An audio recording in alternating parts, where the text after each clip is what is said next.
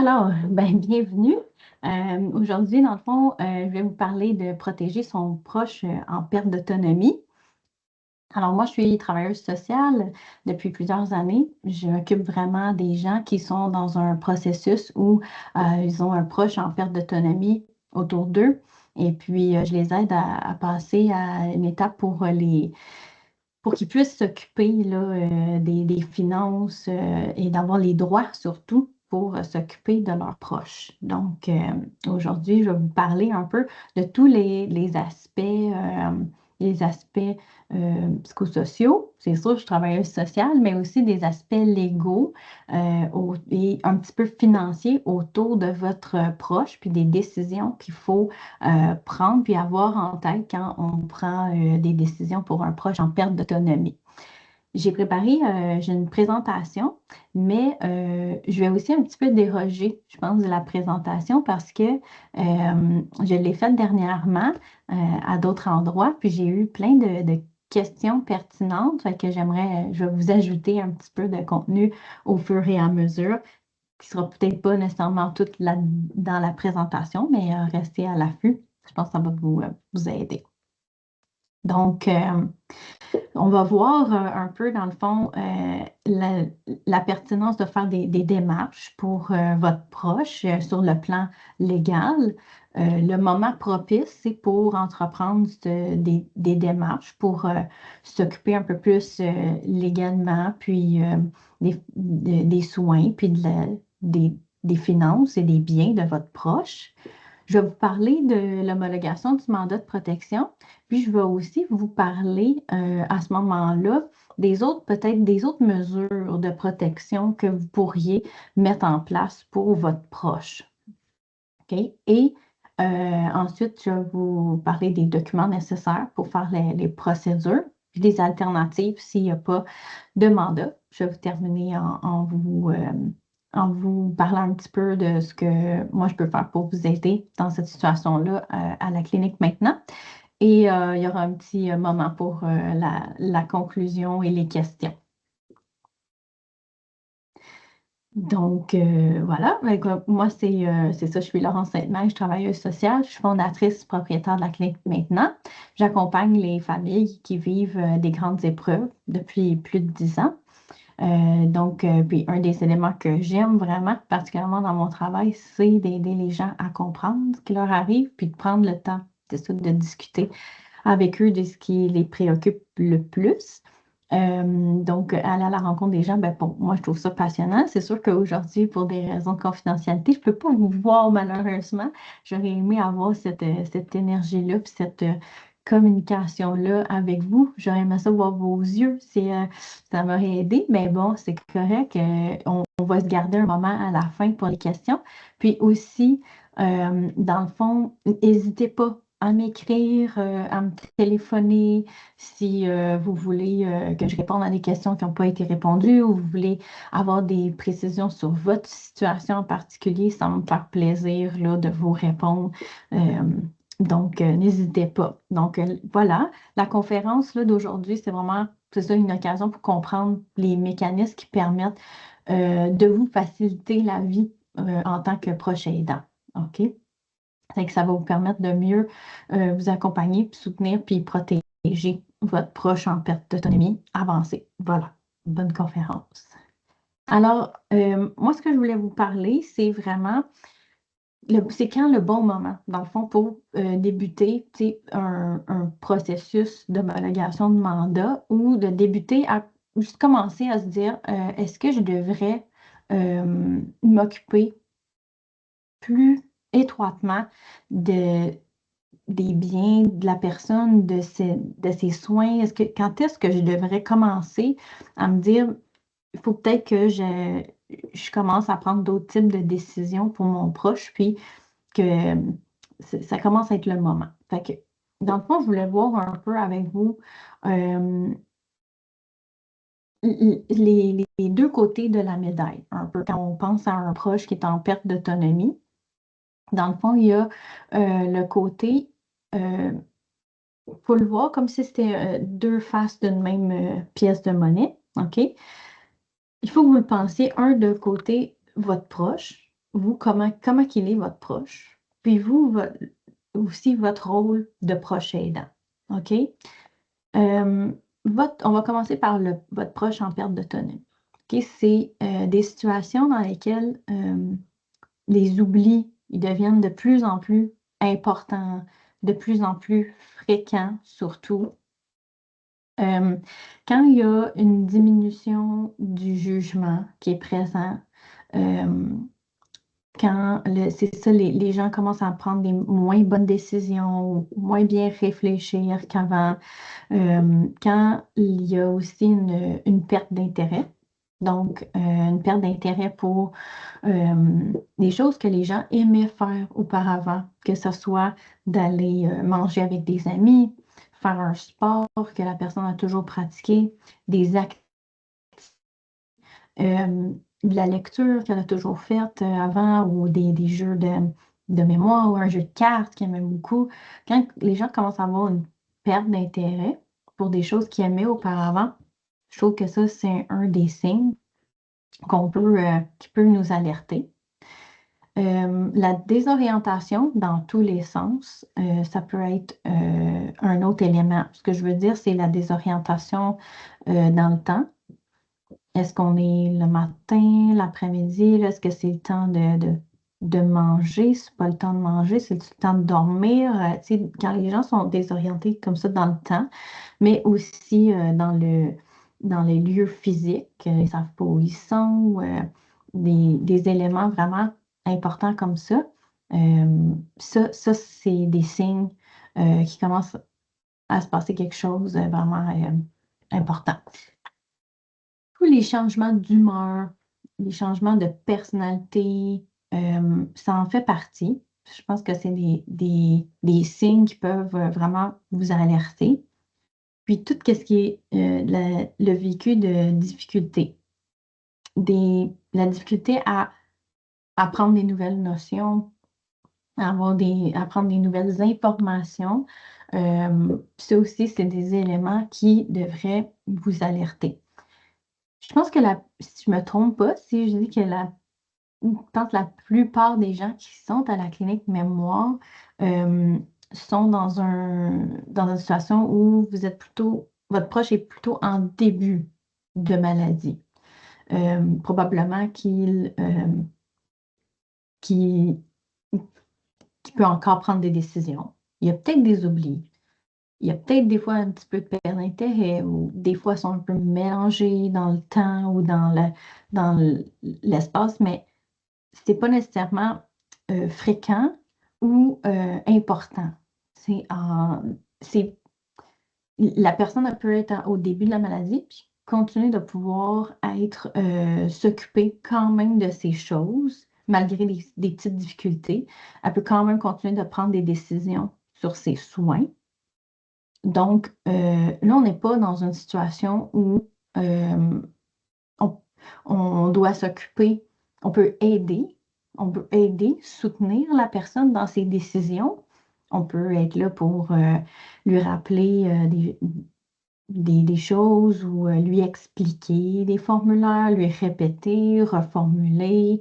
euh, mais probablement que la personne elle peut encore prendre des décisions pour elle. Moi, je vous amène un petit peu plus loin. C'est plus quand la personne elle est un peu plus avancée dans la maladie, et puis que là, vraiment, il y a des symptômes qui sont vraiment plus importants, qui sont plus fréquents aussi. Donc, tout vient est amplifié. Donc, c'est plus dans ces moments-là que là, votre soutien est plus efficace, ou ne donne plus les effets souhaités. Là, c'est plus des moments où là, vous pouvez commencer plus à vous poser des questions, puis à voir, est-ce qu'il faut que j'aille un petit peu plus loin? Donc, puis de l'autre côté de la médaille, je trouve qu'il y a aussi, vous comme proche aidant, c'est quand même je trouve que c'est un élément qu'on parle pas nécessairement quand c'est le temps de s'occuper de quelqu'un, de prendre des décisions pour son proche. Mais je trouve que c'est un aspect, moi, comme travailleuse sociale, qui est vraiment à considérer, parce que vous êtes important dans l'équation. souvent, ben, la maladie, elle s'installe, ça évolue, mais vous aussi, vous allez évoluer là-dedans, puis votre rôle va devenir de plus en plus important. Vous allez commencer à aider de plus en plus votre proche pour la gestion des rendez-vous, la gestion du courrier, pour, par exemple, l'aide au ménage, l'aide au repas. Puis, c'est des tâches qui étaient peut-être minimes au début, mais qui prennent de plus en plus d'ampleur et qui prennent de plus en plus d'importance. Et quand vous faites des tâches, puis que vous vous dites, si j'étais pas là, qu'est-ce qui arriverait? Ça, je trouve que c'est un élément vraiment à considérer parce que des fois, les proches sont là, puis ils pallient pour leurs proches en perte d'autonomie, puis c'est vraiment, vraiment correct, là. Vous êtes là pour soutenir votre proche, mais l'idée, c'est de dire, si moi, je commence à en faire vraiment beaucoup, ça veut dire que là, peut-être qu'on est rendu à un moment où ça prend un petit peu plus. Peut-être que je devrais aller me chercher des outils légaux pour encore mieux soutenir mon proche et me faciliter la vie. Donc, regardez tout ce que vous faites pour votre proche. Posez-vous des questions. Moi, à tous les jours, dans le fond, qu'est-ce que je fais pour mon proche? Qu'est-ce que je fais pour ma mère, pour mon père, pour mon conjoint? C'est quoi les tâches? Écrivez-les sur un papier, puis toutes les attentions que vous portez, le temps, qu'est-ce que vous avez fait concrètement? Vous allez voir probablement que la liste est longue. OK?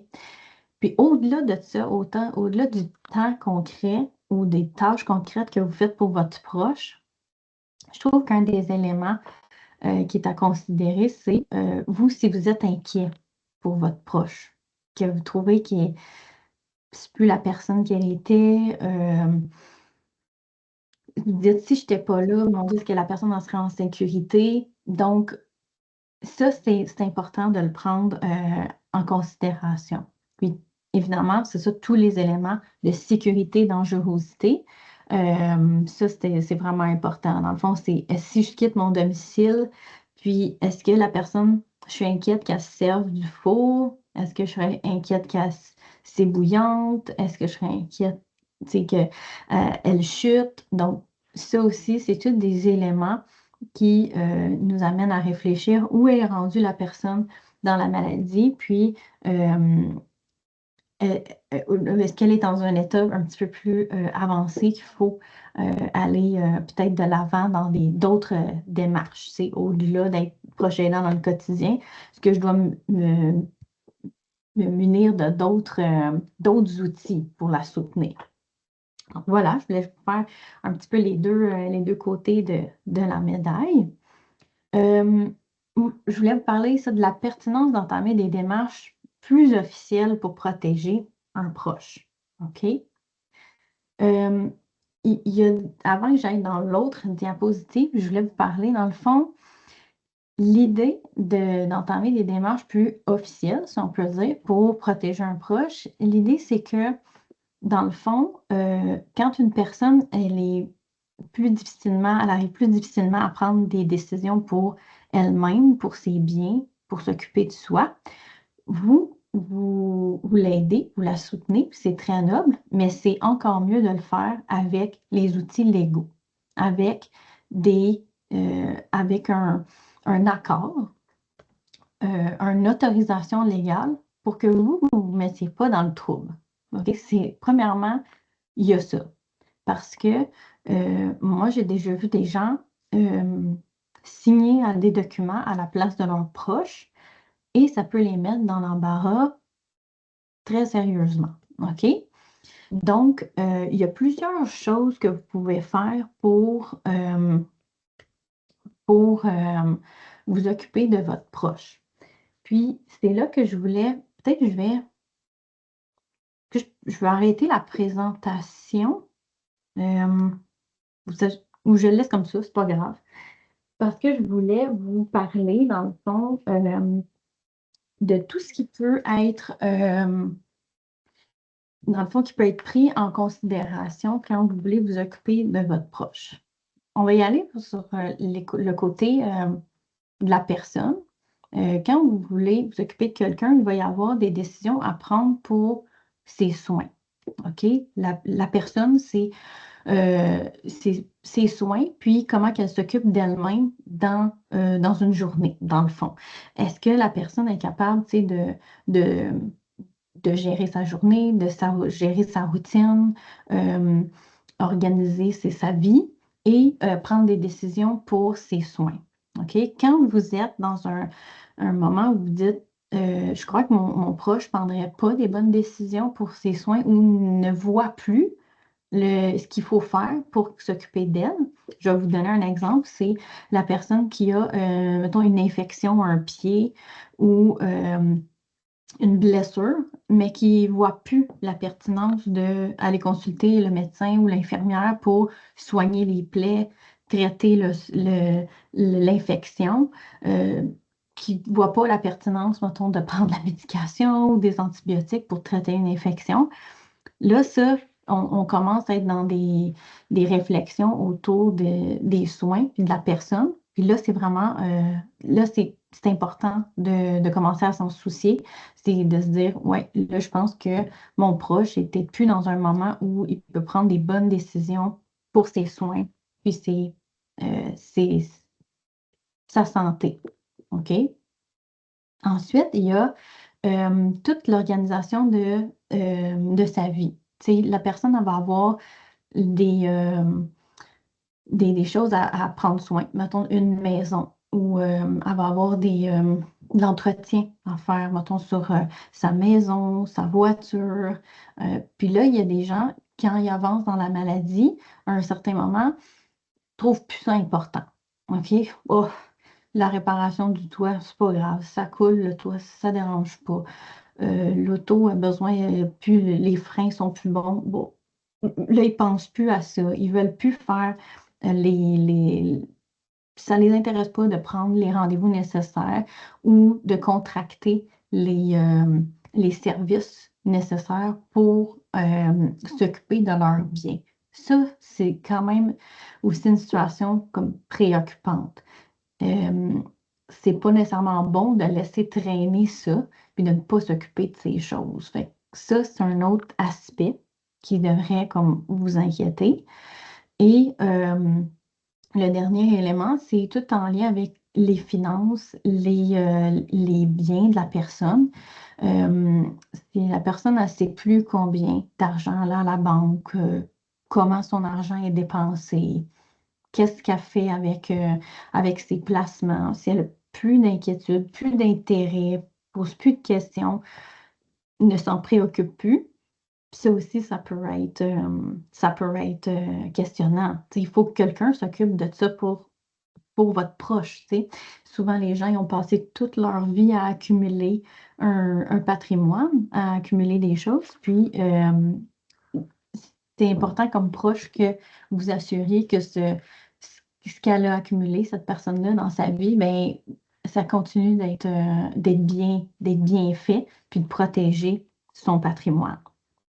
Donc, là, il y a plusieurs démarches légales que vous pouvez faire selon votre situation. Fait que c'est ça que je voulais vous parler, puis que j'ai pensé à ajouter dans la présentation, parce que j'ai eu beaucoup de questions dernièrement par rapport à ça. Puis, je trouvais ça pertinent de l'ajouter.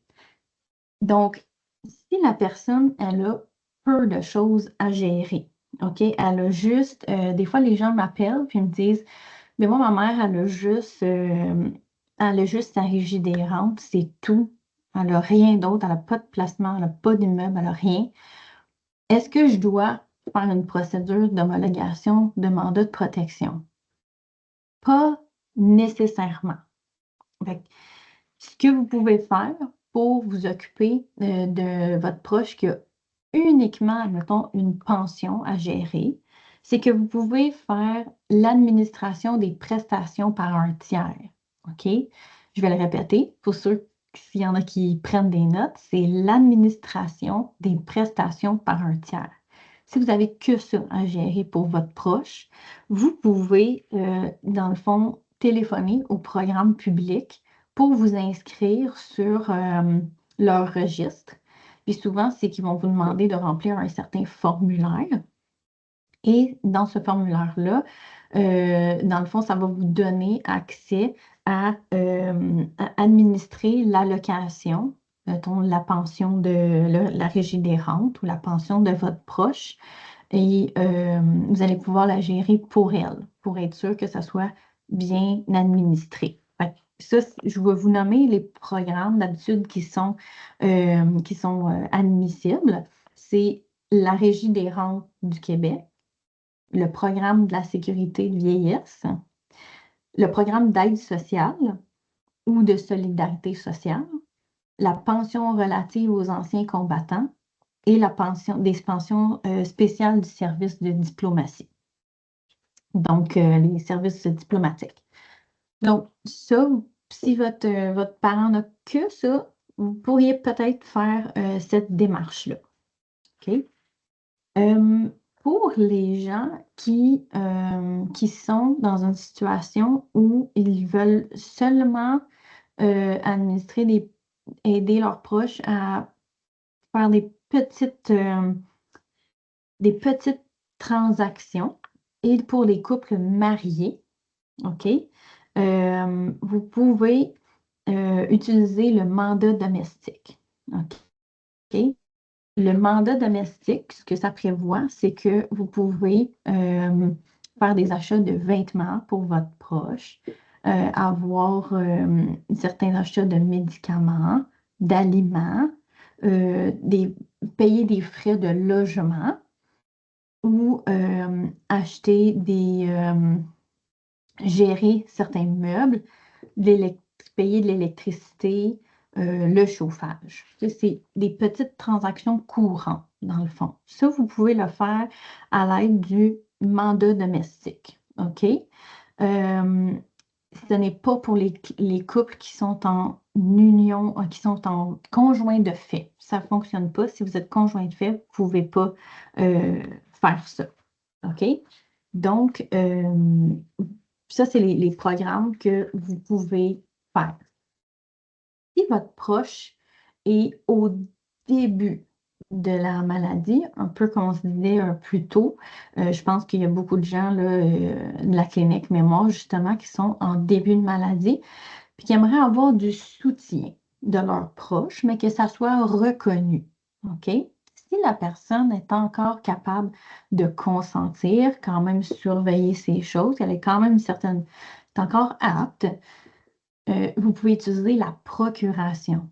La procuration, il y en a toutes sortes, OK? Mais la procuration, ça, c'est une avenue pour vous, si la personne, elle est apte. Sinon, il y a aussi la procédure d'assistant au majeur. Ça, c'est une reconnaissance légale, c'est comme un papier là, qui est fait. Vous pouvez aller lire là-dessus, vous pouvez taper dans Google l'assistant au majeur et vous allez avoir une entrevue au curateur public pour être une personne reconnue et pour soutenir votre proche dans des démarches. Mais là, on parle toujours des gens qui sont encore aptes. OK? Si on est dans plus que ça, OK? Pour les gens qui sont vraiment plus avancés dans la maladie, qui doivent gérer, vous devez gérer tous les soins de santé de votre proche, prendre des décisions pour sa santé, pour les services dont il a besoin. Vous devez gérer plusieurs biens, des placements, vendre une maison, gérer des comptes bancaires, plusieurs transactions, gérer une voiture, c'est ça. Donc, tous ces biens-là, si vous avez, plus vous en avez, là, bien, plus là, ça devient vraiment pertinent d'aller vers une homologation d'un mandat de protection. Donc, et là, je vais vous dire pourquoi c'est important d'homologuer un mandat de protection.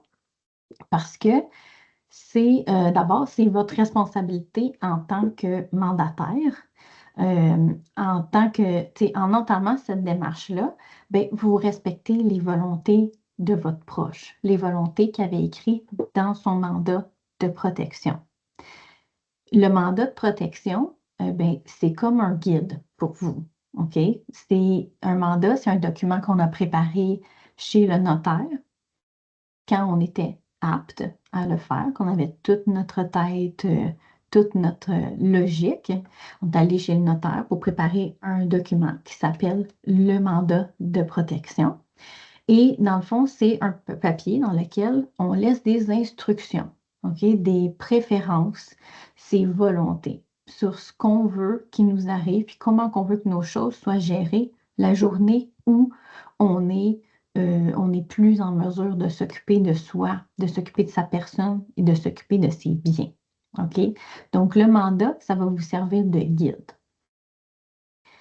C'est important de le faire parce que si aussi la procuration n'est pas valide, si votre proche est en situation d'inaptitude, et inaptitude, c'est vraiment au sens de la loi. OK? Je sais que le mot, ça peut en heurter certains, là, puis je comprends vraiment. Moi, je l'utilise parce qu'on est dans une discussion un peu plus légale, quelque chose d'un petit peu plus, on parle des droits, puis c'est le vocabulaire qui est utilisé par, par la Cour, là, donc par ce qui est prévu dans la loi. Donc, la procuration, ce que ça dit, c'est qu'on ne peut plus l'utiliser quand notre proche est en situation d'inaptitude, en situation d'incapacité à s'occuper de soi, de ses biens, de ses choses, de soi-même. OK? Donc, la procuration, elle peut seulement être utilisée que si la personne a des capacités pour surveiller les actes effectués en son nom. Donc, en gros, c'est ça. Et finalement, pourquoi c'est important d'homologuer le mandat de protection? Bien, c'est parce que tout simplement, ça va vous faciliter la vie, vous comme proche. En devenant mandataire, là, toutes les démarches vont être facilitées. Ça va être comme fini les tours de passe-passe, les batailles administratives. Vous n'aurez plus de ça, là.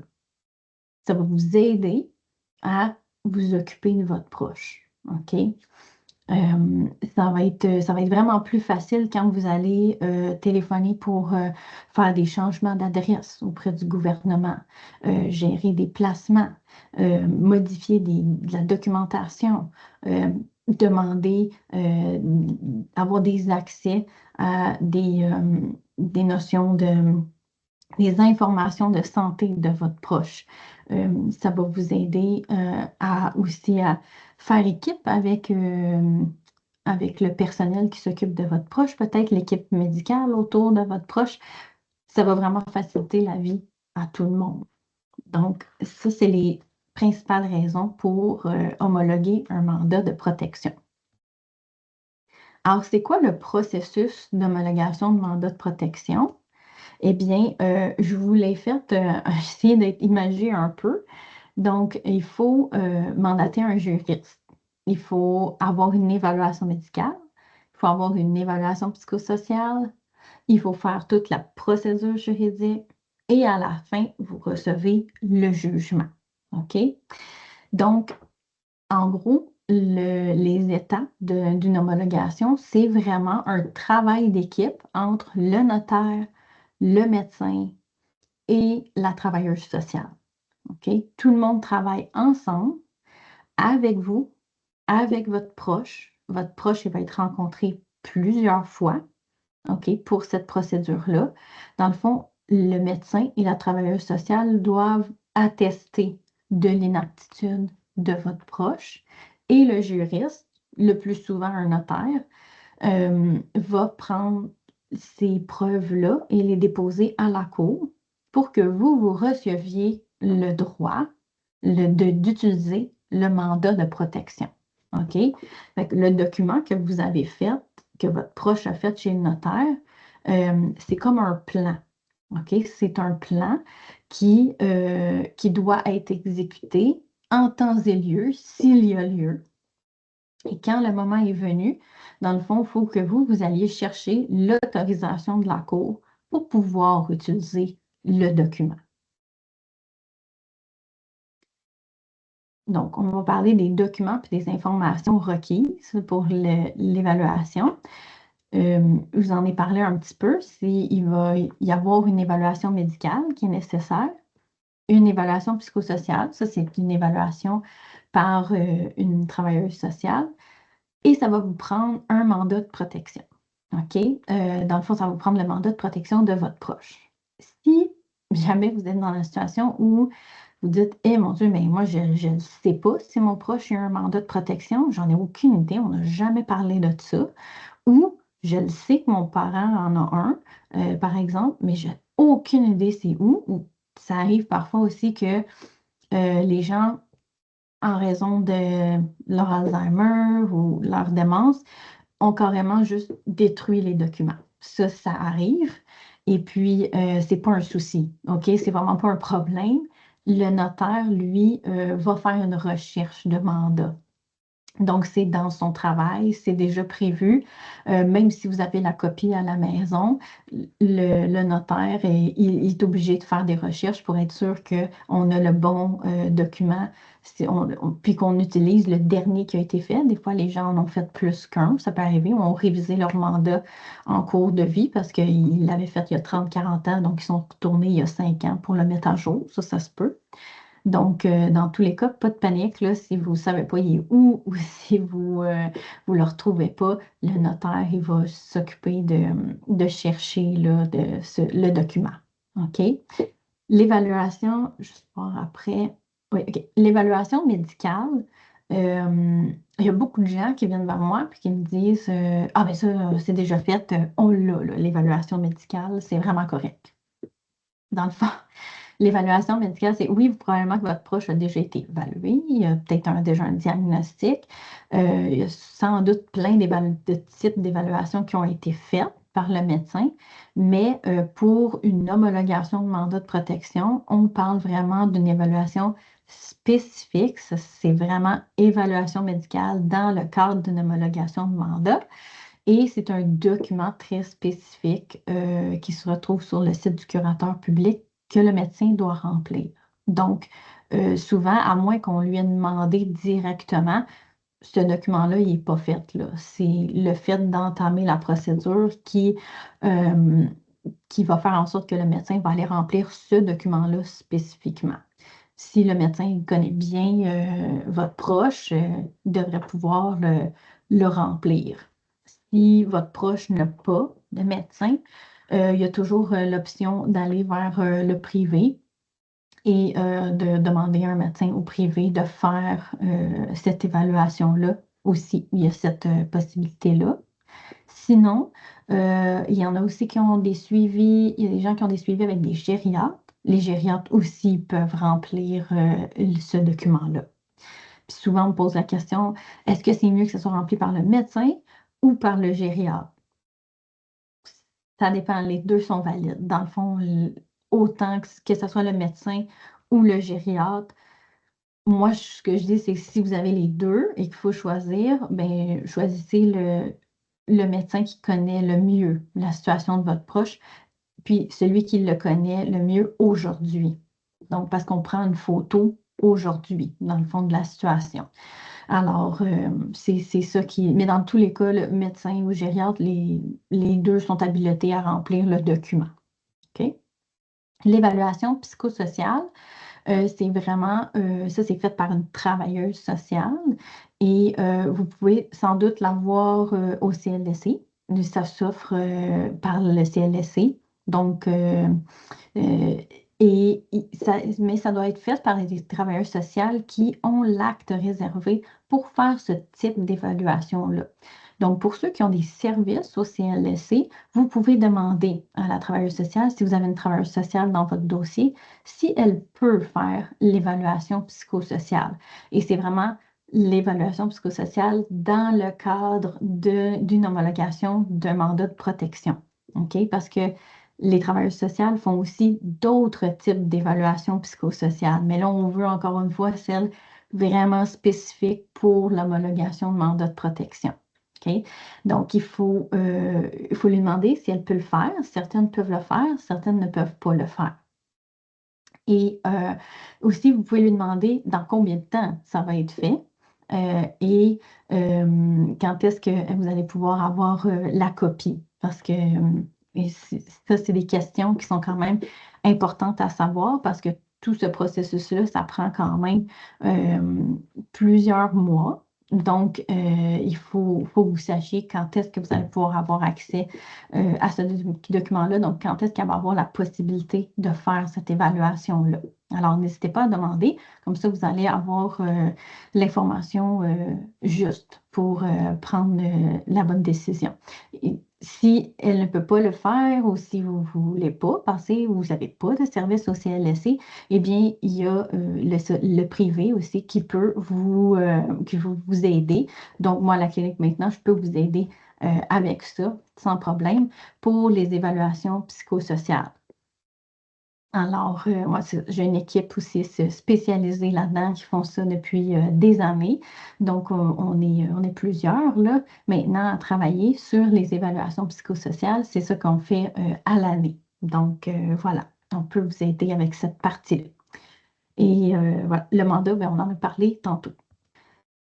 Donc, les éléments requis pour une évaluation psychosociale, ce qu'il faut que vous compreniez, c'est que quand on fait une évaluation, c'est l'évaluation qui va être faite par la travailleuse sociale, c'est qu'elle va vraiment faire une photo, un portrait de votre proche, mais elle va aussi faire un portrait de toutes les sphères de sa vie, que ce soit, ben, le médecin va faire plus la santé biologique, mais nous, on va faire le portrait, comment qu'elle va, cette personne-là, comment qu'elle fonctionne. Euh, Est-ce qu'aujourd'hui, elle peut s'occuper d'elle-même? Si elle ne peut pas, qu'est-ce qui doit être protégé dans sa vie et par qui ça doit être protégé? Et est-ce que les personnes qui ont été nommées dans le mandat sont correctes, sont adéquates pour s'occuper de votre proche? Donc, ça se peut qu'on vous demande de la carte d'assurance maladie, le certificat de naissance. On va aussi s'entretenir avec des proches parce que c'est pas juste un portrait que vous allez faire de votre proche. Ça va être aussi qu'est-ce que les gens autour pensent de cette situation-là. Donc, on veut avoir l'opinion de plusieurs personnes et possiblement aussi d'autres professionnels pour ceux qui ont des services. Donc, on veut avoir le portrait le plus complet possible qui vient pas juste d'une personne. OK?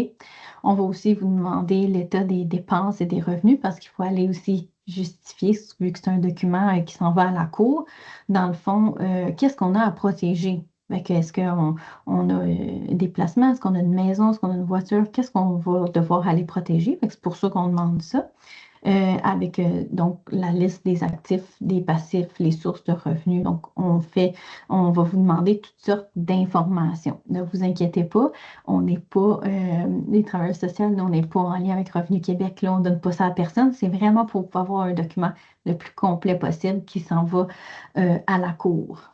Donc, c'est pour ces raisons-là. Alors, si jamais il y en a qui se disent, ben moi, je pense que mon proche n'a pas rédigé de mandat de protection. Alors là, dans ce cas-là, on peut aller vers d'autres alternatives, ce qui est la tutelle. OK? Euh, donc, la tutelle, c'est quand la personne n'a pas rédigé de mandat de protection. Et puis, c'est une autre forme de protection légale aussi. Puis, ça va être, on va aller protéger un peu la même chose, soit les biens ou soit la personne. Donc, on peut faire une tutelle au bien ou une tutelle à la personne ou les deux, une tutelle au bien et à la personne. Là, il y a des gens qui me disent des fois, on dirait qu'ils aimeraient ça. Des fois, le mandat, c'est pas leur goût, ou c'est pas qu'est-ce qu'ils auraient souhaité, mais on peut pas revenir en arrière, malheureusement. La personne a pris le temps d'aller chez le notaire, d'inscrire les personnes qu'elle souhaitait. Donc, si la personne a un mandat de protection, on y va avec ça. Tu sais, il y a pas d'autre choix possible, vraiment. Fait que vraiment, la question à se poser, c'est est-ce que la personne a un mandat de protection? Oui, on doit l'utiliser, on doit aller vers une homologation de mandat.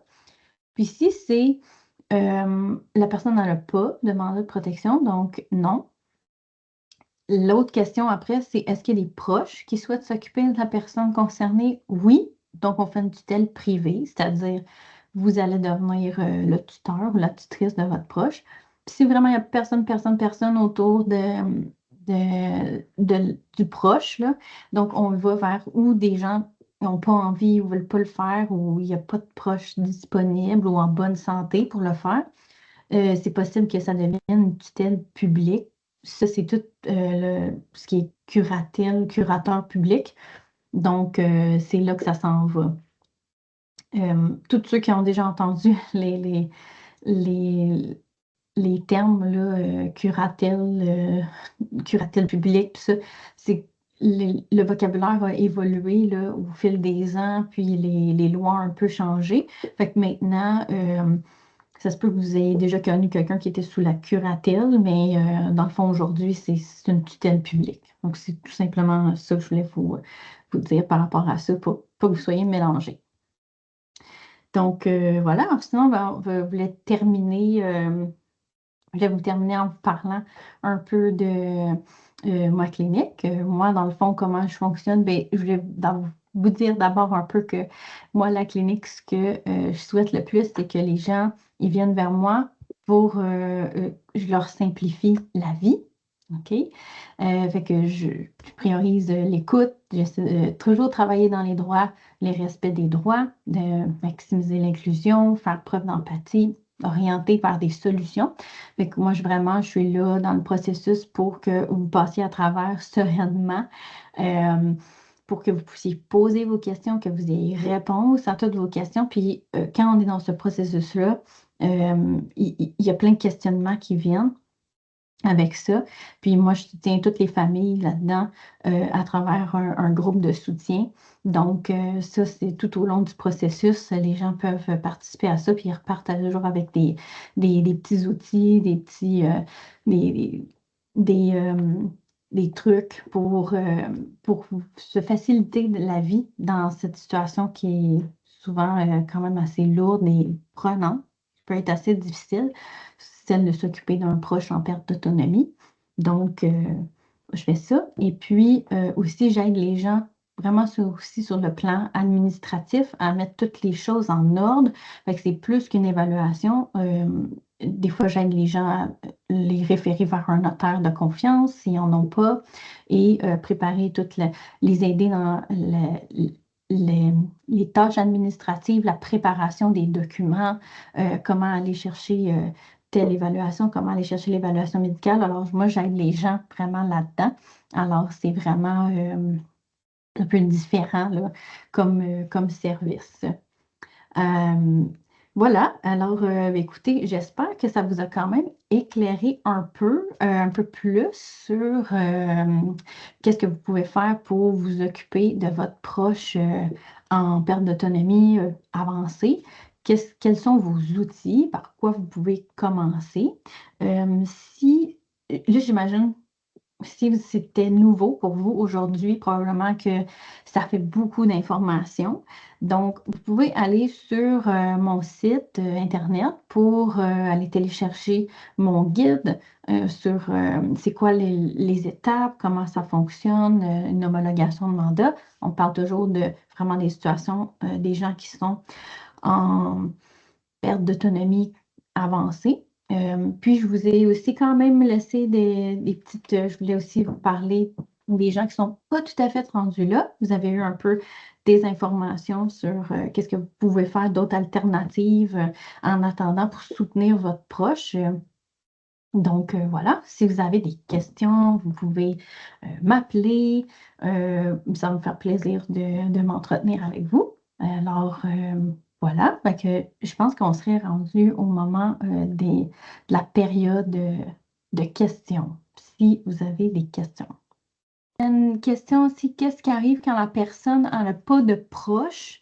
Elle a fait son mandat d'inaptitude, mais elle n'a pas trouvé de mandataire. Et quand on... OK. Euh, C'est ça. Dans le fond, je pense avoir répondu à la fin, plus de la présentation. C'est que, dans le fond, on regarde toujours en premier, est-ce qu'il y a un mandat?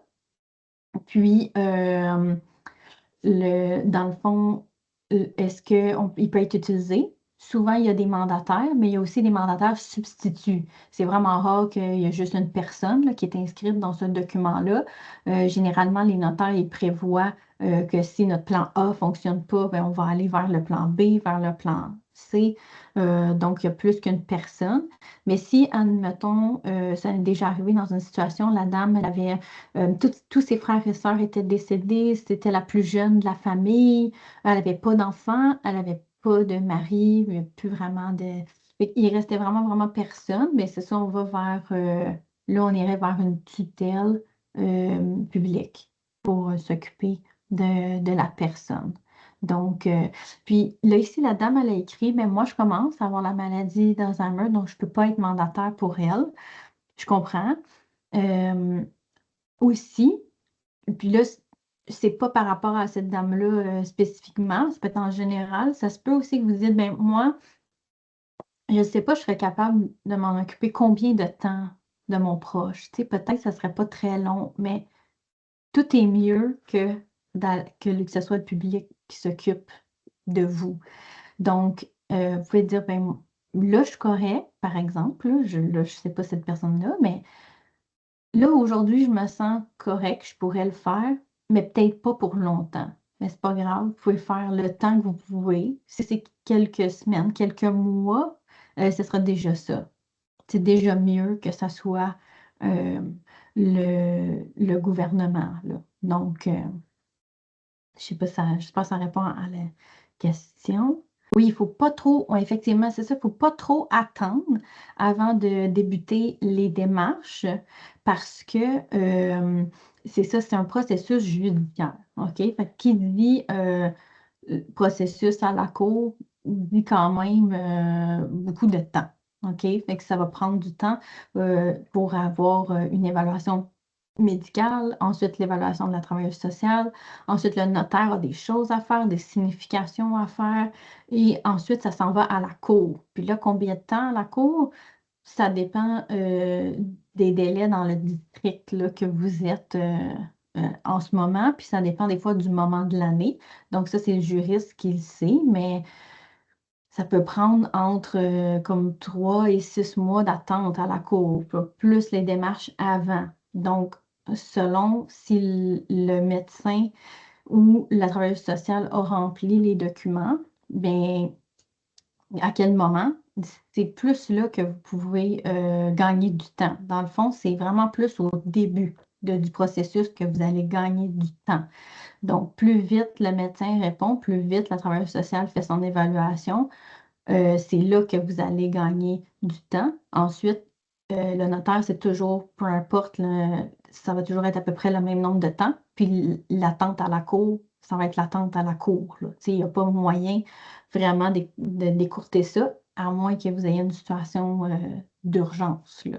Donc, là, ce sera à voir à ce moment-là.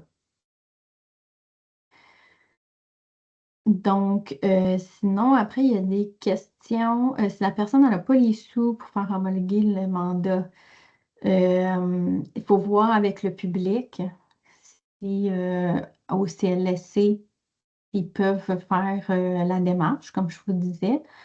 Mais c'est sûr que dans tous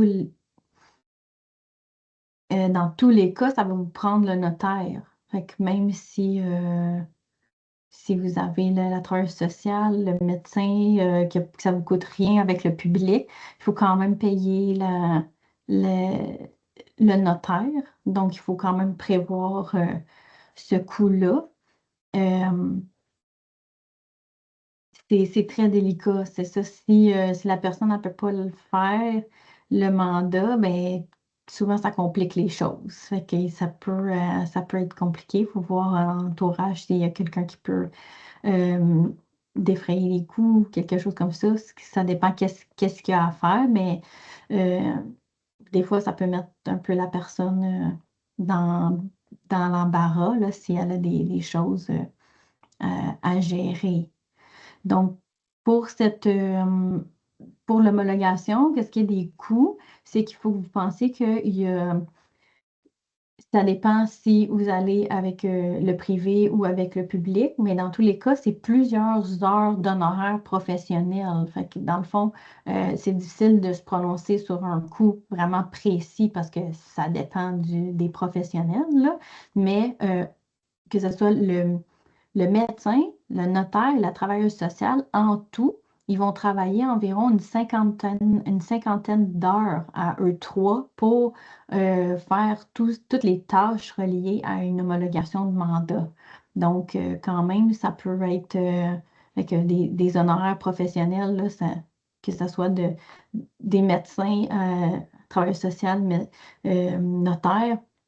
Donc, on parle, c'est sûr, de centaines, au moins centaines de l'heure et plus par professionnel et pour faire toutes ces heures-là. Donc, en principe, la majorité des gens ont quand même accès au moins aux médecins dans le réseau public avec votre médecin de famille. Ça, cette portion-là, il ne devrait pas y avoir de coût, à moins qu'il y ait un coût pour remplir un formulaire. Là, ça, c'est possible. Mais donc, il y aura quand même certainement quelques milliers de dollars à dépenser pour la travailleuse sociale en privé et le notaire. Donc, je pense qu'on est plus dans un ordre de grandeur de entre 5 et 10 000 dollars, si ça peut donner une idée de ce que ça peut coûter. Vraiment, à peu près. Euh,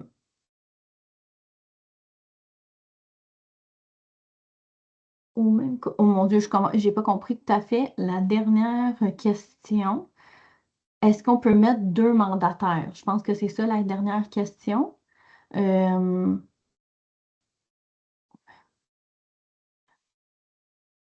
on peut mettre deux mandataires. Dans le fond, les gens qui sont nommés dans le mandat, c'est eux, c'est votre proche quand il est allé chez le notaire. Oui, avec une démarche, mais dans le fond, peu importe, ça change de rien. Dans le fond, les mandataires, c'est les gens qui sont prévus dans le document, dans le mandat de protection. OK? Donc, les gens ont déjà été nommés à l'avance. OK? Qu'il y ait une personne ou quatre personnes, ça ne change rien. OK? Les gens sont nommés dans le document. Puis, si, admettons, une personne commence à être mandataire, mais ne peut plus pour différentes raisons, parce que la santé ne lui permet pas, parce que euh, la personne elle décède ou elle n'a plus l'énergie, la capacité de remplir son rôle, mais là, on passe au substitut. Et là, dans ce cas-là, on n'a pas à refaire toute la démarche, c'est déjà prévu dans le document. En principe, le mandat de protection prévoit déjà ça. Donc, on n'a pas à refaire la situation. Mais vous ne pouvez pas choisir. Peut-on décider soi-même d'être régi par la curatelle publique? Non, c'est ça. Vous pouvez pas décider. Là, il y a comme dans le sens, il y a un arbre décisionnel. Si la personne a un mandat, on l'utilise. Si elle n'a pas de mandat, ben là, on va voir est-ce qu'il y a des proches qui peuvent devenir tuteurs ou tutrices. Si oui, on y va comme ça. Puis si vraiment il n'y a personne ou si les gens ne sont pas adéquats, ben là, on va sous la curatelle publique. Mais il faut que vous sachiez que tout ce qui est, dans le fond, tutelle publique, le curateur va s'occuper uniquement des biens de la personne. Il ne fera pas des choix pour sa santé, là. Donc, c'est pour ça que c'est vraiment le dernier recours. Et c'est la tutelle publique, je pense que c'est vraiment le dernier choix. Vous voulez toujours que ce soit quelqu'un qui vous connaît ou qui connaît votre proche, qui puisse prendre des décisions pour lui, là. Merci pour votre attention, vraiment. Puis, on suit évidemment la clinique mémoire, mais vous pouvez me suivre aussi sur les réseaux sociaux. J'essaie de mettre du contenu pour aider les gens à comprendre parce que c'est pas évident, toutes les démarches, puis les options, puis qu'est-ce qu'on peut faire. Fait qu'hésitez pas à nous suivre sur les réseaux sociaux pour euh, être à jour et avoir des petits trucs et conseils sur comment se débrouiller dans tout cet univers complexe. Ouais, c'est compliqué comme processus, c'est sûr. Oui. Merci beaucoup de m'avoir accueilli et de m'avoir écouté. Merci beaucoup. Merci à tout le monde et bonne journée! Bonne journée.